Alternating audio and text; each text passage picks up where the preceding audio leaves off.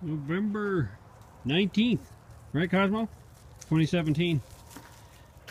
Anyway, we got the 63 cab back on this tandem axle trailer. We're kind of oversized.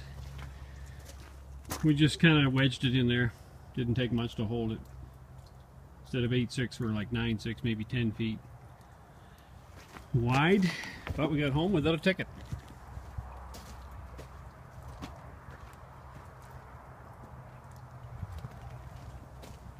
Next thing to do is probably just cover this up for the winter. Get that Suburban body off the frame, the 87 Suburban, and try to get this mounted on there.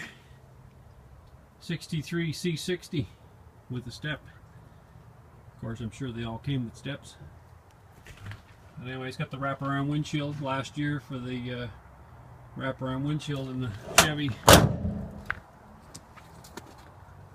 conventional truck cabs. Anyway, that's probably it for now.